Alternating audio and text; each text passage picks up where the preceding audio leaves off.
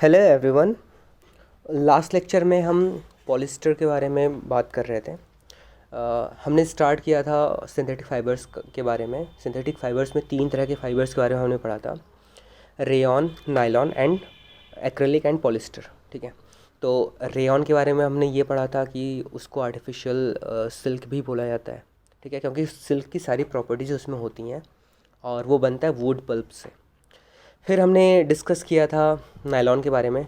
Nylon से रस्सियाँ बन सकती हैं, पैराशूट्स बन सकते हैं और भी कई सारी चीज़ें। ठीक है, फिर उसके बाद पॉलिस्टर के बारे में हम बात करना स्टार्ट किए थे। पॉलिस्टर के बारे में ख़ास बातें क्या थी कि ड्रेसिंग मटेरियल हो सकता है ये, इसमें रिंकल्स बहुत कम आते हैं। ठीक है, और शाइन इसको जो है धुलना भी बहुत आसान होता है। ठीक है, तो इसीलिए जो है धुलना बहुत आसान होता है, इसीलिए ड्रेस के लिए यूज़ करते हैं, क्योंकि ड्रेस तो रोज़ ही पहनना होता है। ठीक है, अब रोज़ अगर अगर मान लो ड्रेस एकदम से गंदा हो गया, जल्दी जल्दी से उसको सुखाना भी है, तो अगर पॉलिस्टर की जगह पे मान लो कोई और ऐसा होता, कोई मान लो वुलन होता या कोई ऐसा हो जो जल्दी से सूखता नहीं है। ठीक है, जिसमें वाटर बहुत ज़्यादा जो है वो कंज्यूम करता है या फिर बहुत ज़्यादा वाटर एब्जॉर्ब करता है, तो जो बहुत ज़्यादा वाटर एब्जॉर्ब करता है वो तो उसको तो सूखने में टाइम लगेगा ही लगेगा, जैसे वुलन क्लोथ्स होते हैं। ठीक है, वहीं अगर पॉलिस्टर होता है तो पॉलिस्टर बहुत जल्दी से सूख जाता है। कई बार ऐसा होता है कि गर्मियों के टाइम में अगर आपने शाम को धुल के डाल दिया, वो आधे 1 घंटे 2 घंटे 3 घंटे में सूख जाता है, ताकि आप अगले दिन जो है वो जो है धुला हुआ कपड़ा, नया साफ़ सुथरा कपड़ा पहन के जा सको स्कूल में। वैसे भी गर्मी के टाइम में गंदगी ज़्यादा होती है, गंदा कपड़ा आपको जल्दी हो जाता है। ठीक है, आगे डिस्कस करते हैं। आगे कह रहा है कि माई मदर, ये कोई लड़की है वो थिंक कर रही है, my mother always buys PET bottles and PET jars for storing rice and sugar. I wonder what PET is. PET के बारे में यहाँ पे बात करी जा रही है। PET क्या है? PET is a very familiar form of polyester. किस तरह का पॉलिस्टर है? It is used for making bottles, utensils, films, wires and many other useful products. अब देखो, पॉलिस्टर्स के बारे में, पॉलिस्टर्स में हमने देखा था जो एक तरह था, एक टाइप का पॉलिस्टर था, वो था टेरिलिन। ठीक है, टेरिलिन से जो है ड्रेसेस वगैरह बना रहे थे। अब ये दूसरे टाइप का पॉलिस्टर है, वो क्या है? PET। PET से खास करके हम यूटेंसिल्स और बॉटल्स वगैरह ही बनाते हैं। मतलब जो भी कंटेनर्स होते हैं, प्लास्टिक कंटेनर्स होते हैं, वो मैक्सिमम पॉलिस्टर के ही हो। पॉलिस्टर का जो ये टाइप है PET के हो सकते हैं। ठीक है, जैसे क्या क्या है? बॉटल्स हुए, यूटेंसिल्स हुए, फिल्म्स हुए। फिल्म्स कौन से वाले? जो पुराने ज़माने में कैमरे आते थे, कैमरे का जो रील होता था उसको फिल्म बोला जाता है। ठीक है, वो ब्लैक कलर का होता था, छोटा छोटा सा, एकदम लंबा लंबा सा। ठीक है, और वायर्स भी हो सकते हैं PET के, and many other useful products. तो मुझे लगता है ये क्लियर हो गया होगा आपको। आगे बढ़ते हैं।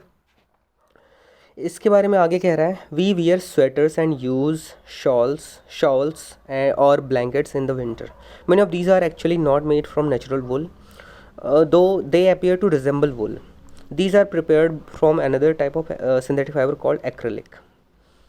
एक्रेलिक जो होता है ये भी इसका जो टेक्सचर होता है एक तरीके से ये वुल तरह का ही होता है, ऑल्दो ये वुल नहीं होता।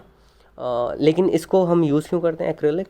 सीधी सी बात है, जहाँ पे भी हम सिंथेटिक फाइबर यूज़ करेंगे या मैन मेड फाइबर यूज़ करेंगे, वो इसलिए हम ज़्यादा अमाउंट में यूज़ करते हैं क्योंकि वो एक तो सस्ता होगा और ऊपर से उसकी क्वालिटी भी ऑलमोस्ट जो नेचुरल वाला फाइबर होता है उसके जैसा ही होगा। हो सकता है वो बिल्कुल नेचुरल वाली फीलिंग ना दे, उतना ज़्यादा बढ़िया फीलिंग ना दे, लेकिन ठीक है, कम दाम में थोड़ा बहुत कॉम्प्रोमाइज़ तो आते ही हैं। अब जैसे फ़ोन की ही बात कर लो, एक होते हैं प्रीमियम फ़ोन और एक होते हैं नॉर्मल आपके नेसेसिटी वाले फ़ोन। ठीक है, जो आपकी बस आपकी जो रिक्वायरमेंट्स, आपके जो जो बेसिक चीज़ें उन रिक्वायरमेंट्स को फुलफ़िल करता हो। ठीक है, तो वही कोई 10,000 का फ़ोन खरीदता है, वही कोई 1 लाख का भी फ़ोन खरीदता है। लेकिन हाँ, दोनों में अंतर है, लेकिन अगर आप जो है, अगर आप एक नॉर्मल हो, नॉर्मल मीडियम क्लास फैमिली से बिलोंग करते हो, तो आपको उस प्रीमियम कैटेगरी में जाने की ज़रूरत नहीं है, क्योंकि आपको वो फील अभी लेने की ज़रूरत नहीं है। अभी आपको जो है बेसिक जो आपकी नीड है उसको जो है पूरा करने की ज़रूरत है। ठीक है, जब आप बहुत ज़्यादा अमीर हो जाओगे तो फिर आप जो प्रीमियम तक जा सकते हो। ठीक है, तो वैसे ही एक्रेलिक का भी होता है। तो स्वेटर्स जो खास करके आपके स्कूल्स वगैरह में मिलते हैं वो मैक्सिमम एक्रेलिक हो सकते हैं। ठीक है, the wood obtained from natural sources is quite expensive, whereas clothes made from acrylic are relatively cheap. अब देखो एक होता है एक पर्टिकुलर फाइबर होता है, उसका नाम है पश्मीना। पश्मीना के शॉल्स बहुत महंगे आते हैं। तो अब सोचो कोई एक आदमी है, कोई एक नॉर्मल आदमी है, वो शॉल ख़रीदने जा रहा है तो वो 200-300 का शॉल मिल जा रहा है। वहीं पश्मीना का जो शॉल आएगा वो 10,000 12,000 से स्टार्ट होता है। तो वो तो अफोर्ड नहीं कर सकता ना, उसको जो है फ़ील तो नहीं लेना ना, नेचुरल वाली फ़ील नहीं लेनी है उसको। जो है अभी तो सिर्फ और सिर्फ काम चलाना है। वो पश्मीना शॉल भी जो है गर्मी देता है, और ये वाले जो एक्रेलिक वाले हैं वो भी गर्मी देते हैं। बस ये है कि पश्मीना शॉल जितनी अच्छे से वो गर्मी दे रहा है या जितना ज़्यादा कंफर्ट दे रहा है तुम्हें, उतना कंफर्ट ही नहीं देंगे, लेकिन ठीक है, काम चला लेंगे हम, किसी तरीके से एडजस्ट कर लेंगे। ठीक है, तो यहाँ तक हो चुका है। आगे आगे कह रहा है they are available in variety of colours, synthetic fibres are more durable and affordable which makes them more popular than natural fibre. अब देखो ये जो सिंथेटिक वाले फाइबर्स होते हैं वो क्या होते हैं कि वो थोड़े से ज़्यादा ये होते हैं, स्ट्रेंथ इसकी ज़्यादा होती है, या मतलब इसमें वियर टियर वाला इशू जो होता है वो बहुत जल्दी नहीं आता है। ऐसे जो नेचुरल फाइबर्स होते हैं वो थोड़े से रिलेटिवली सॉफ्ट होते हैं।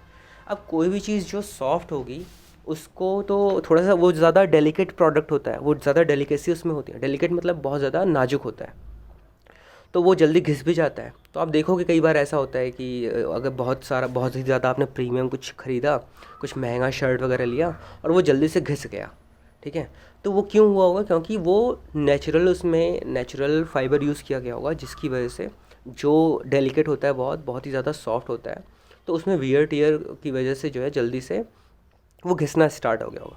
लेकिन सिंथेटिक जो फाइबर्स होते हैं वो थोड़े से रफ़ एंड टफ़ होते हैं। हमने पहले अभी देखा भी है, पीछे जो हमने पढ़ा है उसमें हमने ये देखा कि जो है सब में स्ट्रेंथ ही सबसे सबसे बड़ी क्वालिटी हुआ करती है। जैसे नायलॉन के बारे में बात करी जाए, ठीक है, टेरिलिन के बारे में भी हमने अगर बात करी थी, पॉलिस्टर में तो होता ही है, ठीक है।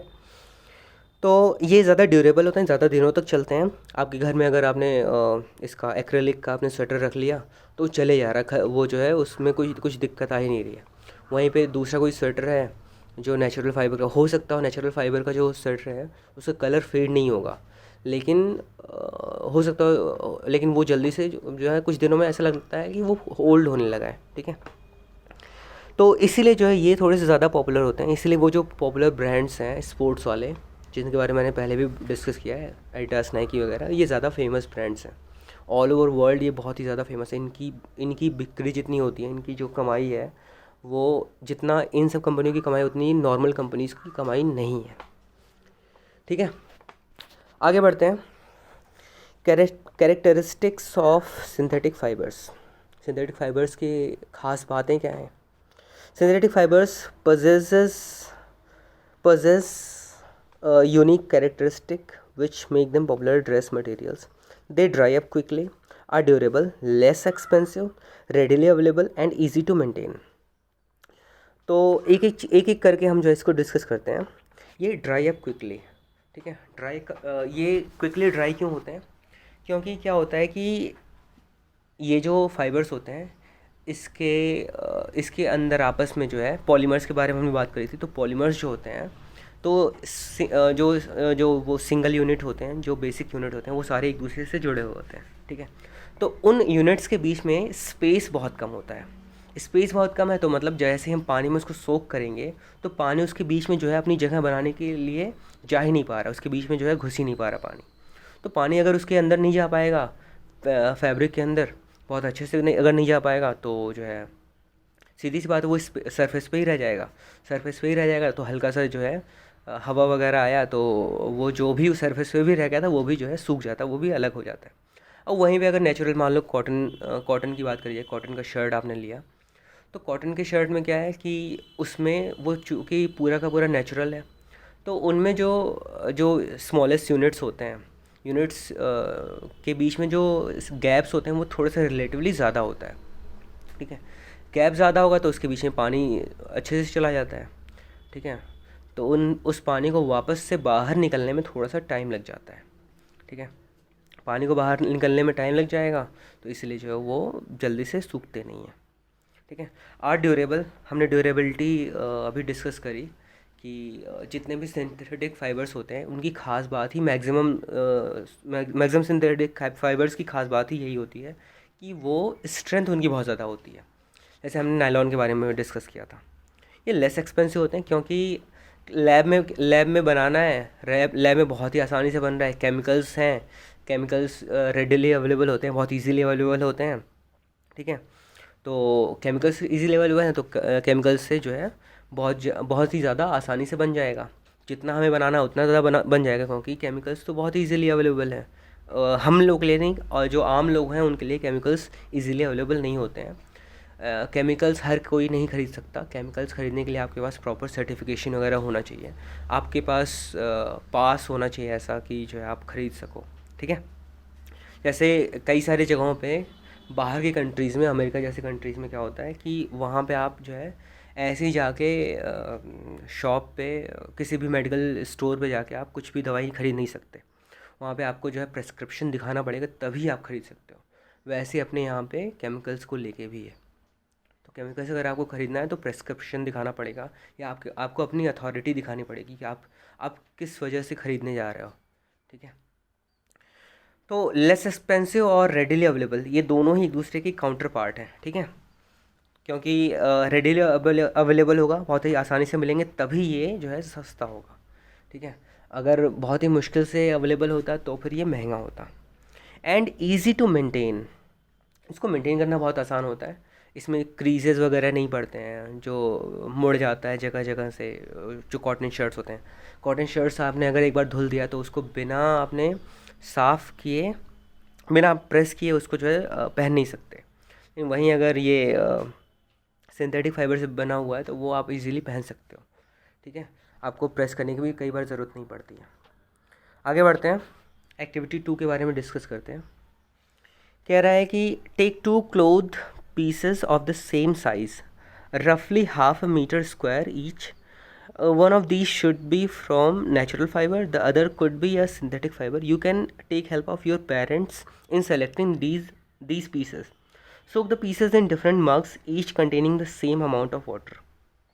कह रहा है 2 तरह के फाइबर लेने हैं और दोनों का साइज़ ऑलमोस्ट सेम होना चाहिए, और एक जो है उसमें नेचुरल फाइबर से बना हुआ हो और दूसरा सिंथेटिक फाइबर से मिलकर बना हुआ हो। उसको जो है 2 अलग अलग मग में सोक करना है। ठीक है, आगे आगे क्या कह रहा है कि उसमें उसका ऑब्जर्वेशन हमें क्या मिलेगा जब हम सोक करेंगे, उसके बाद का ऑब्जर्वेशन क्या होगा। Do synthetic fibre soak less और more water than the natural fibre? Do they take less और more time to dry? What does this activity tell you about the characteristics of the synthetic fibre?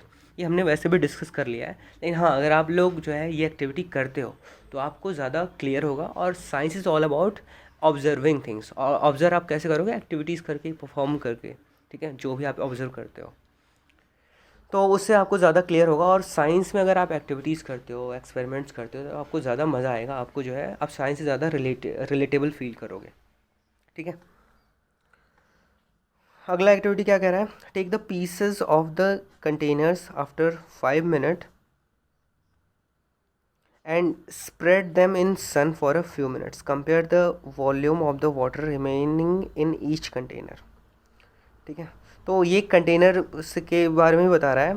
ठीक है, कि जो है container में कितना ज़्यादा पानी रह गया है, उससे ये पता चलेगा कि कितना वो पानी अब्जॉर्ब हो रहा है। ठीक है, चलो आज फिर यहीं पे इतना ही रहने देते हैं, बाकी हम नेक्स्ट लेक्चर में कंटिन्यू करेंगे। तब तक के लिए थैंक यू।